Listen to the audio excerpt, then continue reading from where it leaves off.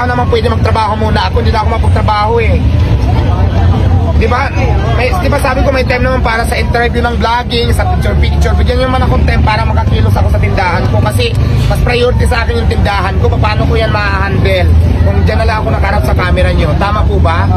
Hindi ko na masikaso. Hindi ko alam kung may nangungupit na. Hindi ko alam kung anong kulang. Tama. Every time na pupunta ako dyan, wala. Nandyan na lang kayo. Gusto nyo kayo nakarap na lang ako sa camera nyo. Pag hindi ka na pagbigyan, galit kayo. Sasabihin nyo masama ang ugali.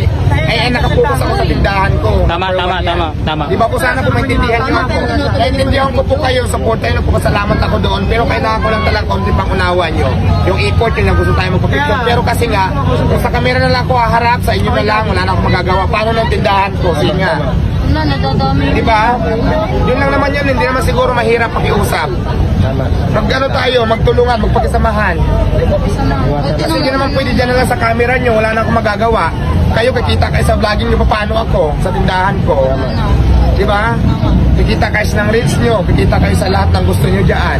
Wala naman akong pakialam sa kita nyo. Pero sa akin lang naman, pwede naman ako ng time kasi parang hindi na normal para makapagtrabaho ako dito. Kasi nagdinegosyo po ako eh. Di ba po? Nagdinegosyo po ako. Yun lang naman eh. Kasi pag sinabi ko, baka pwede mamaya at makukulit pa rin kayo. Tapos pag nakipidyohan nyo ako may masama ako nasabi sa inyo, i-upload nyo para marami ang views nyo. Naging masama ako, di ba? Attitude na, ugali na, lumalabas ang tunay na kulay.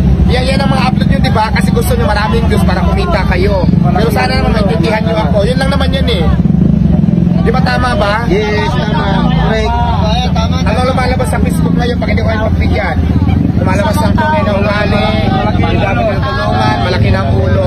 Ngayon, nakikiusap na naman ko sa inyo, baka pwede pagbigyan nyo ako para magpagtrabaho. Yun lang naman eh. Katulad ngayon, nandito ako para ako nakakulong. Kasi pag lumabas ako dyan, nandiyan kayo, hindi na ako makapagtrabaho. Yun lang naman yun eh. Para siya nasa preso na eh. Ngayon, natakot ako ay kasi kasuhin ko yung mga kulang dyan, yung tao ko nandiyan pa ba sa puso. Hindi ko magawa kasi nandiyan kayo. Gusto nyo sa kamera na lang kayo lagi. Yun lang naman eh.